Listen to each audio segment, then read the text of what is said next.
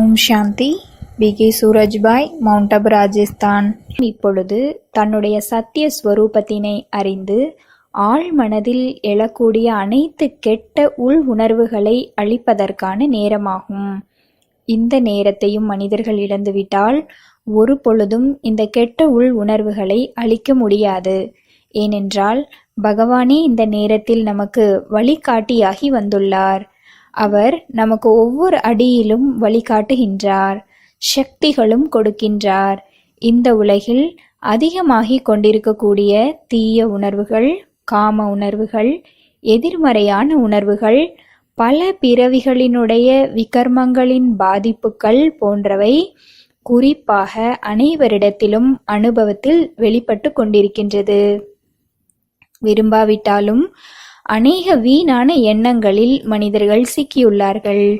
அதிகமான நோய்கள், உறவுகளில் தேவையற்ற மோதல்கள் அதிகமாகுவது இந்த வீணான எண்ணங்களுக்கு காரணமாகும்.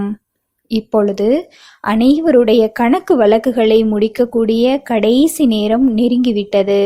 பாபா முன்பே கூறியுள்ளார், அப்படிப்பட்ட ஒரு நாள் வரும், அனைவருடைய கணக்கு வழக்குகளை முடித்து வைக்கக்கூடிய காட்லி மிஷினரி வெகு விரைவாக சூக்ஷ்மமான காரியங்களை செய்யக்கூடிய மிஷினரியாக செயல்படும். இப்பொழுது நாம் அந்த நேரத்தை அடைந்துவிட்டோம். எனவே நாம் மிக நல்ல பயிற்சி செய்ய வேண்டும். நோ எஃபெக்ட் என்ற ஒரு வார்த்தையை நாம் நினைவில் வைத்துக் கொள்ள வேண்டும். யாராவது ஏதாவது தவறாக கூறுகின்றார்கள், அவமரியாதை செய்கின்றார்கள், நம்முடைய நல்ல எண்ணங்களை வெறுக்கின்றார்கள் என்றால் நாம் அதனை சாதாரணமாக எடுத்துக்கொள்ள வேண்டும். நாம் அதனை தனக்குள் ஆழ் மனதில் வைத்து கொண்டோம் என்றால் மூளையினுடைய அநேக சக்திகள் பாதிப்படைந்து விடும், மேலும் அழிந்துவிடும்.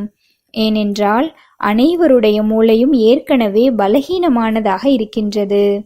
மிக அதிக பிறவி எடுத்த பழமையான ஆத்மாக்கள் பெரும்பாலும் தன்னை பலகீனமானவராக உணர்கின்றார்கள்.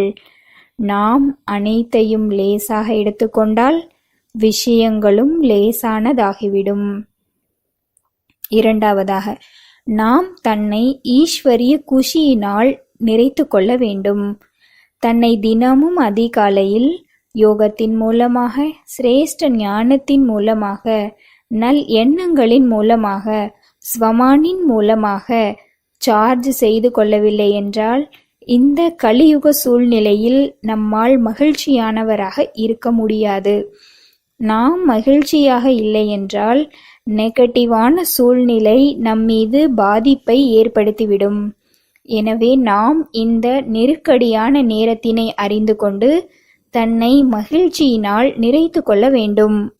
மகிழ்ச்சிக்கான அநேக சங்கல்பங்களை தன்னிடத்தில் குறிப்பெடுத்து வைத்து கொள்ள வேண்டும்.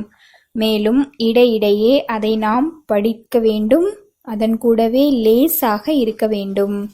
இன்றைய சூழ்நிலையில் லேசாக இருப்பது என்பது சகஜமானதில்லை என்றாலும் அதிகமாக ஸ்வமானில் நிலைத்திருக்கக்கூடியவர்கள், பாபாவை தன்னுடைய பொறுப்பாளர் என்று புரிந்து கொண்டு நடக்கக்கூடிய ஆத்மாக்கள், தன்னுடைய சத்திய ஸ்வரூபத்தில் நிலைத்திருக்கக்கூடியவர்கள் பிறரிடமிருந்து புகழ் மரியாதையை எதிர்பார்ப்பதில்லை.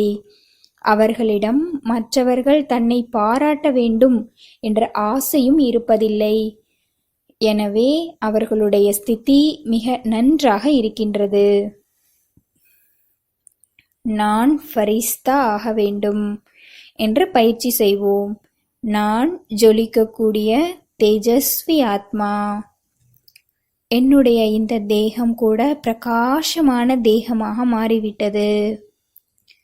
என்னுடைய அங்கத்திலிருந்தும் பல வண்ண கிரணங்கள் பரவிக்கொண்டே இருக்கின்றது. நான் பந்தனத்திலிருந்து விடுபட்டு சுதந்திரமாக இருக்கின்றேன். எங்கு வேண்டுமானாலும் என்னால் பறந்து செல்ல முடியும். அடிக்கடி எங்காவது பறந்து சென்று சகாஷ் கொடுத்து வரக்கூடிய பயிற்சியை இன்றைய நாள் முழுவதும் செய்து கொண்டே இருப்போம். ஓம் சாந்தி.